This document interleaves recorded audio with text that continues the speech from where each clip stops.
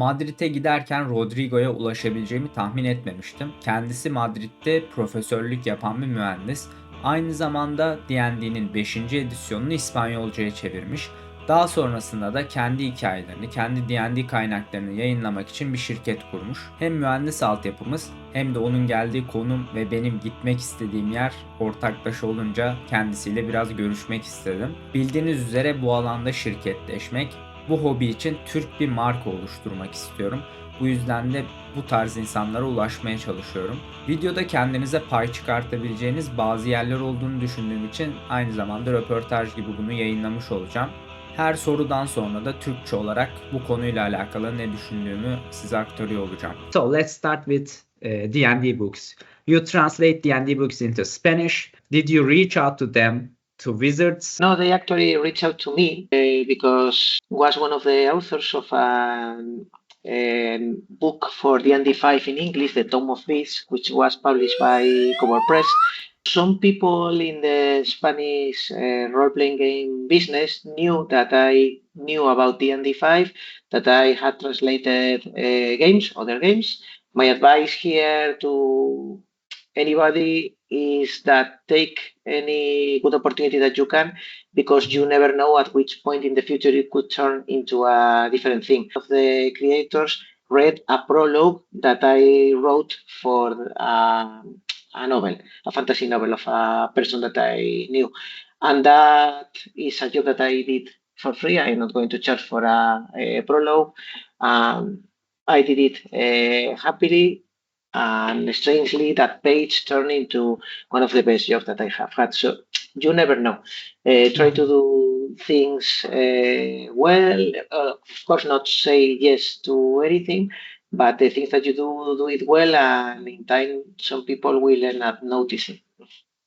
Gerçekten yaptığınız ufak şeyler nelere yol açıyor bilmiyorsunuz. Bence yaptığınız hiçbir şey gerçek anlamda zaman kaybı olmuyor. Mesela ben bilgisayar mühendisi değilim ama korona zamanı kodlama öğrenmiştim. Şu anki işimde gerçek anlamda software tarzı bir developer tarzı bir iş yapmıyorum. Ama onun arkasındaki lojik devrelerin mantığı tarzı şeyleri öğrenmem benim çok işime yaramıştı. Bu yüzden gerçekten bomboş Instagram'da takılmak yerine bir şeyler yaparsak eminim uzun vadede hiç beklemediğiniz bir anda bile işinize yarayabilir.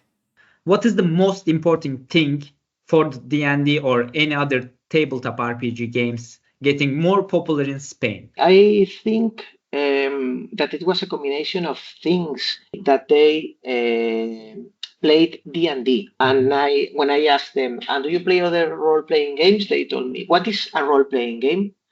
So they played D&D and they didn't know about RPGs. And when I asked how they knew the game, they told me by influencers on the internet, Critical Role or others, also because of Stranger Things and people that introduced them to the game.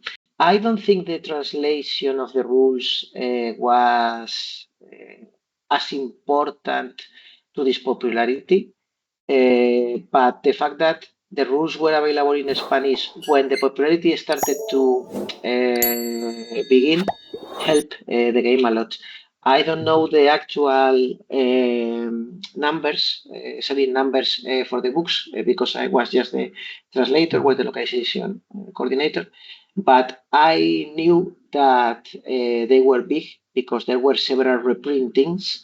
And I know this because I was asked to do corrections and check typos and so on. So the book was reprinted at least 2 or 3 times, and that's a lot. So it was very popular. Türkiye'de bu hobinin popülerleşmesi için ne tarz işlemler yapılabilir diye bu soruları soruyorum daha çok. Onlarda önce çevrilmiş, daha sonra influencerlar tarafından popülerleştirilmiş. Bizde çeviri gerçekten çok önceden yapılmış. Yusuf'la yani Aloral'ın kanalından izleyebilirsiniz. Bir röportaj yapmıştık. O biraz daha büyük olduğu için eskileri daha iyi hatırlıyor. Önceden bir çeviriler varmış ama şu an muhtemelen satışların düştüğünden dolayı falan kapatmışlar. Yani artık öyle çeviriler falan yok. Şu an hala Türkçe D&D kitabı olan falan varsa çok şanslı. Sıfırdan D&D kitaplarını Türkçe'ye çevirmek benim için saçma olacaktır. Çünkü bizden önceki nesil gerçekten güzel bir şekilde yapmış. Açıklamaya bir tane GitHub sitesi bırakacağım. Statik bir site. Gerçekten çeviriler güzel. Ve en güncel kitaplar olmayabilir ama en az 4-5 kaynağı çevirmişti diye hatırlıyorum. 5A Tools diye bir site var. O tabii daha güncel ve İngilizce bir site. Onun dizaynına da çok benziyor. Yapan kişiyi tanımıyorum ama gerçekten başımızın üstünde yeri var. Çok ekmeğini yedik. Umarım siz de öğrenirken yersiniz bunun ekmeğini. Ben de aynı zamanda Patreon'da kendi orijinal içeriklerimi Türkçe olarak sunmaya başladım. Aynı zamanda diğer içerik üreticilerine ulaşıp İngilizce olan yayınlarını Türkçe çevirip yayınlamakta bir sakınca var mı tarzı ulaşıyorum. İzin verenlerin, anlaşma sağladıklarımızın içeriklerini Türkçe olarak paylaşıyorum. Onlara da göz atabilirsiniz. Isn't it hard to being full-time professor and having a different hobbies, social activities, and a business as other selves at the same time? How do you balance your time? How do you manage your time? Ooh, that's a difficult question. All of this is personal opinion. It might work for some people and it might not work for others. First, these are my hobbies, and most people have hobbies. The difference is that mine gives me some little money, or at least doesn't cost me money. In some sense, it was a trap because I started doing what I like, which is creating a world and a setting, and then I started to do something that I like a little less, which is writing a book. I love writing, but less than the easy part, which is imagining and playing. But then I started to publish the book, and then I started to publish other people's books.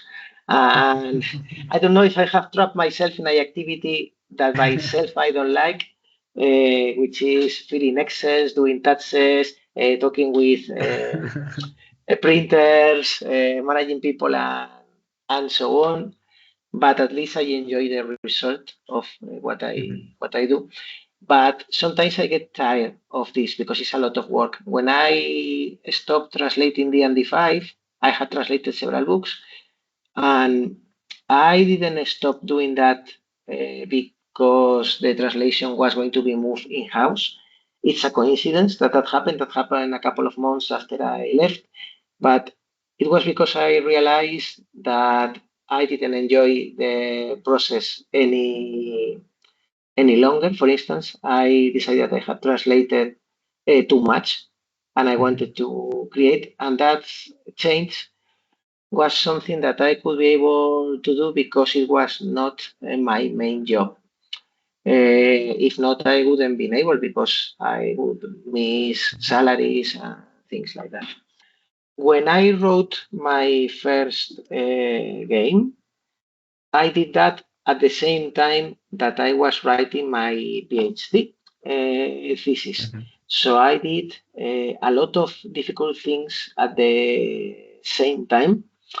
And after that process, I kind of realized maybe this doesn't work for everybody, but it worked for me. Most of the things that you do because you feel forced to do it. When I have periods in which I have had a lot of free time, paradoxically, I have done less things than when I had less time. I set myself with a calendar. I need to write this much. I need to do this much, and it worked for me. So paradoxically, giving me more work gave me more. Made me more productive. I put a blog. Nowadays, it would be a newsletter or something like that, in which I share my progress. And some people were reading it. That also helped with the popularity of the work, but mainly it made me think if I don't put anything here, all these people will see that I'm not working. So for me, public shaming, peer pressure was what worked. When you start your business, idea of storytelling, I know you like to tell people stories about Mesopotamia, Sumerian myths, but when you started, what was your definition of success?